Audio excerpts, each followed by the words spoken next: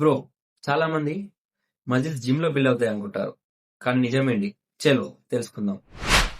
Gym లో muscles కేవలం destroy అవుతాయి, రెస్ట్ లో మాత్రమే గ్రో అవుతాయి. రికవరీ అంటే బాడీని రెస్ట్ లో రిపేర్ అండ్ రీబిల్డ్ చేయడం. ఎప్పుడైతే మనం వర్కౌట్ చేసినామో మన మజిల్ ఫైబర్స్ అనేవి స్లైడ్ గా టేర్ అవుతాయి.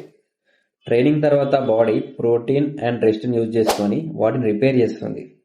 ఎప్పుడైతే మనం డీప్ స్లీప్ లో ఉన్నామో మన గ్రోత్ హార్మోన్ అనేది రిలీజ్ అవుతుంది.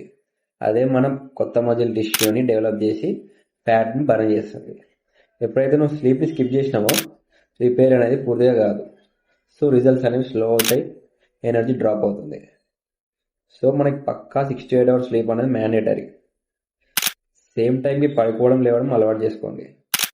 పడుకుని ఒక 30 minutes ముందు ఫోన్ పక్కకి వేయండి. మజిల్ గ్రోత్ అనేది రెస్ట్లో అవుతుంది, వర్కౌట్ చేసినప్పుడు కాదు. సో ఇది ఫటిగ్ ని ప్రివెంట్ చేస్తుంది, ఎనర్జీ, ఫోకస్, పర్ఫార్మెన్స్ ని ఇంప్రూవ్ చేస్తుంది. స్లీప్ తక్కువ అయితే ప్రోగ్రెస్ లో అవుతుంది బ్రో. నెక్స్ట్ టైం మంచి వర్కౌట్ ని ప్లాన్ చేసుకున్నట్టే మంచి స్లీప్ ని కూడా ప్లాన్ చేసుకోండి. ఏమైనా తప్పుగా చెప్పుంటే let me know in the comments bro, so that నేను కూడా నేర్చుకుంటాను.